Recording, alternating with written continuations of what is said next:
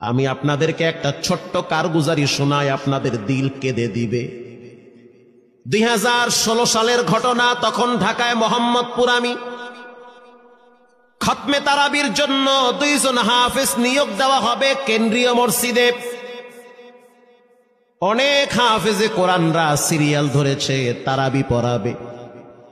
কার মনে না চায় এত বড় এক মসজিদে আমি যদি চান্স পাইতাম তো আমার কপালটা খুলে যেত। শুক্রবার দিন সবাই দরখাস্ত রাখলো, ইন্টারভিউ শুরু হয়ে গেল। পরের জুমায় অসংখ্য ছাত্রদেরকে দেখছি খতমে তারাবির জন্য ইন্টারভিউ সিরিয়াল দিয়েছে। ইন্টারভিউ বোর্ডের ভিতরে আমি ছিলাম। কয়েকজন হাফেজকে আমরা সিলেকশন করছি যে এদেরকে নেওয়া হবে। এদের তেলাওয়াত সুন্দর, পড়াও বড় মজার। আমরা কাগজগুলো এক জায়গায় জমা করছি। পরের জুমায় আমরা ঘোষণা দিয়ে দিব কোন মায়ের সন্তান চান্স পাবে। পরের জুমায় যখন জুমার নামাজের পর 3টার দিকে যখন আমরা বসে বসে ফলাফলগুলা দেখতেছি যে কাকে কত নাম্বার দেওয়া হয়েছে, দরওয়াজা লাগায় দিছি, জানলা লাগায় দিছি, এসি ছেড়ে দেওয়া হয়েছে, সব লাগানো, বাহির থেকে কিছুই দেখা যায় না। ইন দি মিন টাইমে মসজিদের বারান্দার দরওয়াজায় কে যেন নক করতেছে। খাদেম সাহেব আস্তে করে জালনা খুইলা উকি মাইরা দেখতেছে যে 2টা ছোট বাচ্চা বাহিরে দাঁড়িয়ে আছে, একেবারে অল্প বয়স। খাদেম প্রশ্ন করলো, তোমরা কারা, কেন আসছো? বলে, আমরা 2 জন আসছি খতমে তারাবির ইন্টারভিউ দেওয়ার জন্য। খাদেম সাহেব একবার পায়ের দিকে তাকায়, আবার জামার দিকে তাকায়, কারণ কথার সাথে বাহ্যিক সুরত মিলে না। অন্য অন্য ছাত্রদেরকে দেখছি কত উন্নত পোশাক পরে, গেটআপ কত সুন্দর করে ইন্টারভিউ দেওয়ার জন্য আসছে। আর এই 2 জনের দিকে তাকায় দেখলাম মনে হয় রাস্তায় ভিক্ষা করতে করতে আইছে। মানায় না, একেবারে গরিব। খাদেম বলল, ইন্টারভিউর ম্যাচ শেষ, চলে যাও বাড়িতে, নেওয়া হবে না। যাদের ব্যাপারে পরীক্ষা নেওয়া হয়েছে তাদের ব্যাপারে ঘোষণা দেওয়া হবে। বাচ্চা 2টা নাসর বান্দা বলতে আছে, আমাদের তো টাকা নাই যে আমরা ভাড়া দিয়ে এখানে আসব। বাবায় বড় কষ্ট করে 2-4টা টাকা জমা কইরা পকেটে দিয়া পাঠায় দিছে, এজন্য আসতে দেরি হয়েছে। খাদেমের বড় মায়া লাগছে, কারণ খাদেমও গরিবের সন্তান। ভিতরে গিয়া মুয়াজ্জিম সাহেবের বলতে আছে, ও ভাই, বাহিরে 2টা বাচ্চা দাঁড়ায় আছে, ওরা নাকি হাফেজে কোরআন, কিন্তু দেখলে তো মানায় না। মুয়াজ্জিম সাহেব ধমক দিয়া বলতে আছে, কোনো সুযোগ নাই, তাড়ায় দাও। খাদেম গিয়া ইমামের কানে কানে বলতে আছে, হুজুর, বাহিরে 2টা বাচ্চা দাঁড়িয়ে আছে, চেহারার ভিতরে এত মায়া, কিন্তু বাহ্যিক সুরত মিলে না, ওরা নাকি কোরআনের হাফেজ। পাশেই তো রহমানিয়ার মুহাদ্দিস সাহেব বসা আছে, তিনি বলতে আছে, কি ব্যাপার, ফিস ফিস করে আপনি কি বলতেছেন? বলে, হুজুর, বাহিরে 2টা বাচ্চা দাঁড়িয়ে আছে, তারা খতমে তারাবির ইন্টারভিউ দিতে চায়। মুহাদ্দিস সাহেব বলল, কোনো কথা নাই, আল্লাহর ঘরের দরওয়াজা খুলে দাও, এখানে কোনো পার্সিয়ালিটি চলবে না।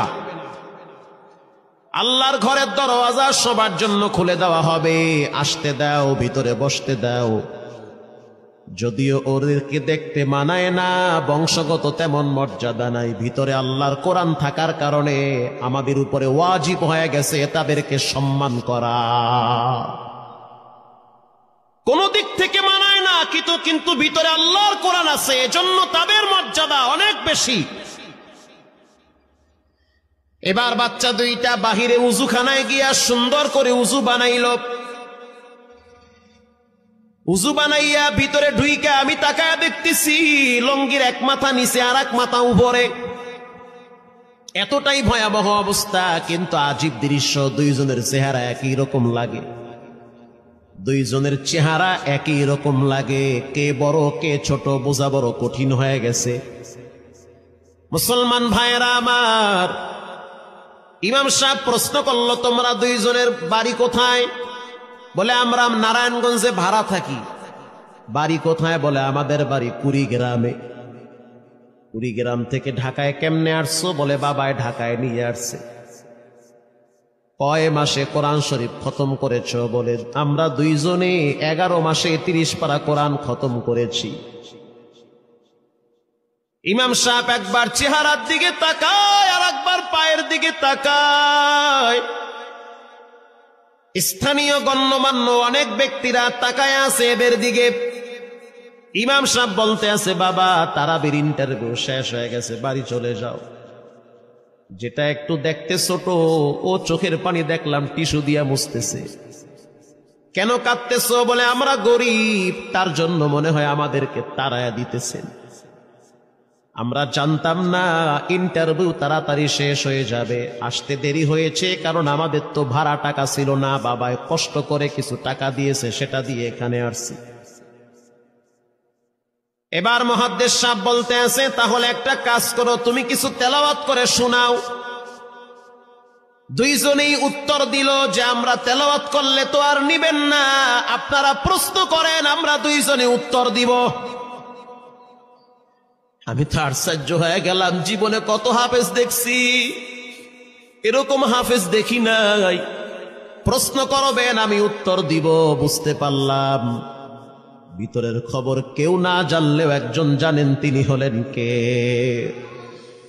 মুহাদ্দিস সাহেব বলতে আছে, বাবা প্রশ্ন করব, ঠিক আছে, তোমাদের মন মতো একটু তেলাওয়াত করে শোনাও। তেলাওয়াত যদি মানসম্মত হয় তাহলে ইন্টারভিউ নিব, যদি না হয় তাহলে ছাঁটাই করে দিব। এবার ছোট যেটা সেটা তেলাওয়াত শুরু করলো সূরা তাহা থেকে। তাহা মা আনজালনা আলাইকাল কুরআনা লিতাশকা। এত সুন্দর পড়া মনে হইতেছে আসমান থেকে কোরআন নাজিল হইতেছে। এত সুন্দর পড়া, কত রঙের ঢঙের পড়া শুনলাম, এই পড়া কোনোদিন শুনি নাই। আমি তাকায় দেখলাম স্থানীয় টিউনো সাহেবের চোখের পানি বায়া বায়া পড়তেছি। ইশারা দিতে আছে আরো তেলাওয়াত করতে বলেন। এই পড়া তো শুনলে আমার দিলের ময়লাগুলা কাটে। আল্লাহর ঘরে যখন গেছি বাইতুল্লাহ ফজরের টাইমে ইমাম সাহেব তেলাওয়াত করলে যেমন মনে হয়, মনে হইতে আছে ওই কোরআনের আওয়াজটা এখন এই মসজিদে বাজতেছে। ছোট বাচ্চাটা তেলাওয়াত করলো, বড় সন্তানটাও তেলাওয়াত করলো। এবার যারা হাফেজ সাহেব ছিল তারা প্রশ্ন শুরু করলো। যেখান থেকে প্রশ্ন করে পৃষ্ঠা ঠেকায়া দেয়, একটা জায়গায়ও আটকাইতে পারে না। এমনকি বাচ্চা দুইটা এটাও বলেছে, যদি আপনাদের যদি ধৈর্য থাকে তো আমরা দুইজনে পুরা 30 পারা এখানে এক দাঁড়ানে পড়ায়া দিব। আশা করি একটাও বাঁচবে না। এত সুন্দর পড়াশোনার পরে মোতাওয়াল্লি সাহেব বলল, সব বাদ, আমার কাছে এই দুইজনই পছন্দ হয়েছে। এই দুইজন রে মোতাওয়াল্লি সাহেব দাঁড়াইতে পারে না, হুইল চেয়ারে বসে থাকে, কাছে ডাইকা বুকের সাথে জড়ায়া ধরছে আর বলতে আছে, আল্লাহ এমন একটা সন্তান যদি আমার থাকতো জীবনটা ধন্য হয়ে যেত। আমার মৃত্যুর পরে একটু হইল তেরা কোরআন তেলাওয়াত করতে পারত। নিয়োগ হয়ে গেল, তারাবি শুরু হয়ে গেছে। মোহাম্মদপুর থানায় গিয়ে খবর নিয়ে দেখে অনেক পুলিশরা এই বাচ্চার পিছনে দাঁড়ায় দাঁড়ায় নামাজ পড়ে চোখের পানি ছেড়ে কেঁদেছে। শুধু তাই নয়, অনেক হিন্দু মহিলারা পর্যন্ত রাস্তায় হাঁটার সময় তেলাওয়াতের আওয়াজে দাঁড়ায় দাঁড়ায় কোরআন শ্রবণ করেছে। শুধু তাই নয়, অনেক বড় বড় ডাকাত, মাস্তান, সন্ত্রাস, কিশোর গ্যাংরা পর্যন্ত দাঁড়ায় দাঁড়ায় কোরআনের আওয়াজ শুনেছে। 17ই রমজান তেছে বদর দিবস, হাজার হাজার মুসল্লি দাঁড়িয়ে আছি।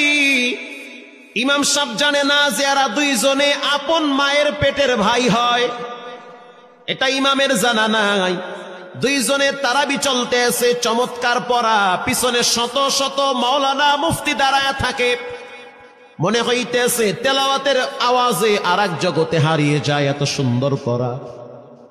তারাবি শেষ হয়ে গেল, মুসাফা শুরু হয়ে গেল। বাচ্চা দুইটারে কেউ বুকের সাথে জড়ায়, কেউ কপালে চুমা দেয়, বলে আল্লাহর কোরআনকে চুমা দেই।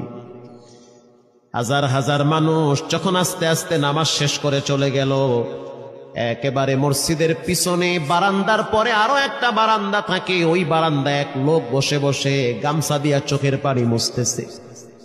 কিছুক্ষণ পরে লোকটা দেওয়ালের সাথে কপালটা ঠেকায় দিয়া একেবারে অস্থির হয়ে গেল, মনে হচ্ছে তার ভিতরে কাঁপুনি শুরু হয়ে গেছে। কিছু মুসল্লি গিয়া প্রশ্ন করলো, কি হয়েছে আপনার? বলে আমার কিছুই হয় নাই। টাকা লাগবে? বলে না, টাকা লাগবে না। তাহলে আপনি কেন এখানে কাঁদতেছেন? বলে আমি এমনি কাঁদতেছি, এটা কষ্টের কান্না না, এটা খুশির কান্না। এটা কষ্টের কান্না না, এটা খুশির কান্না, আনন্দর কান্না। আল বুকা মিনাল ফারাহ, অতি সুখে মানুষ কখনো কখনো কেঁদে দেয়, চোখের পানি ছেড়ে দেয়। ইমাম সাহেব বলল, পিছনে কে? লোকটা তাকে সামনে নিয়ে আসে। এবার লোকটাকে যখন কিছু দূর সামনে আনা হইল, ওই বাচ্চা দুইটা মসজিদের ভিতর থেকে দৌড় মাইরা গিয়া বলতে আছে, এই লোকটা আমার আব্বা,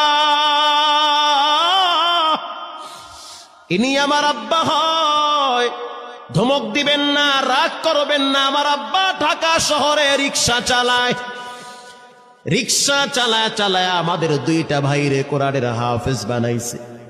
ইমাম সাহেব ধমক দিয়া বলতে আছে, আপনি কেন দেরি করলেন? আগে কেন আসলেন না? রিক্সাওয়ালা বলতে আছে, আমি যদি আগে আসতাম আর যদি পরিচয় দিতাম আমি রিক্সাওয়ালা, হয়তো আমার বাচ্চা দুইটারে মানুষ খোটা দিবে যে রিক্সাওয়ালার পোলা। এজন্য আমি আসি নাই। দূর থেকে নামাজে কোরআন তেলাওয়াত শুইলে আবার আস্তে করে দূরে চলে যাই। মাঝে মাঝে বাচ্চা দুইটার সাথে দূর থেকে আইসা দেখা করি। এটাই হলো কোরআনের বরকত। পরে শুনতে পারলাম এই বাচ্চা দুইটার মাও নাকি গাড়ি অ্যাক্সিডেন্টে মারা গেছে।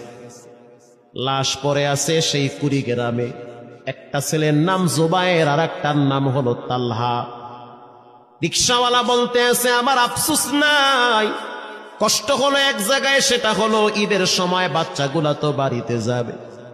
বাড়িতে যাওয়ার পরে দেখবে ওদের মায়ের লাশ কবরে পড়ে আছে। ডানে বামে মাটি, সামনে পিছনে মাটি, মাটির ঘর, অন্ধকার কবরে মা ঘুমায়। ঈদের দিন এমন কোন দরদি নাই যে আমার বাচ্চাগুলারে সান্ত্বনা দিবে। গত ঈদেও দেখছি বাচ্চা দুইটা মায়ের কবরের পাশে দাঁড়ায় দাঁড়ায় লম্বা টাইম কেঁদেছিল। আমাদের ঘরে কোনো ঈদ নাই। রিক্সাওয়ালাকে সান্ত্বনা দেওয়া হইল, নসিব আপনার ভালো, কপাল খুলে গেছে। দুইটা সন্তান হীরার টুকরা এমন ভাবে তৈরি করেছেন, মনে হইতে আছে জিন্দা কোরআন হাঁটতেছে। এজন্য সন্তানগুলাকে দিনদার বানান, ঠকবেন না। বর্তমান জমানায় মানুষ বড় স্বার্থপর। একমাত্র কলিজার টুকরা মা বাবার জন্য যেই দোয়াটা করে, ওটা অন্য কেউ সহজে করতে চায় না। কথা ঠিক না ব্যাঠিক? সন্তানগুলারে দিনদার বানান, নেককার বানান, আল্লাহওয়ালা বানান। আল্লাহ পাক বলেন, যারা কোরআন পড়ে, নামাজ পড়ে, আল্লাহর রাস্তায় দান করে, তারা হলো সফল ব্যবসায়ী। এখানে এমন মানুষ বসা আছেন যে নিজের হাতে নিজের মায়ের কবরে রাখছে, নিজের হাত দিয়া নিজের আব্বারে কবরে ফালায়া রাখছে। ঘরে গিয়া দেখবেন মায়ের বিছানাটা খালি। যেই বিছানায় মা ঘুমাইতো সেই বিছানাটা এখন অসহায়ের মতো পড়ে আছে। বাবায় যেই বিছানায় শেষ বয়সে বসে বসে কোরআন তেলাওয়াত করত, সেই বিছানাটা পড়ে আছে।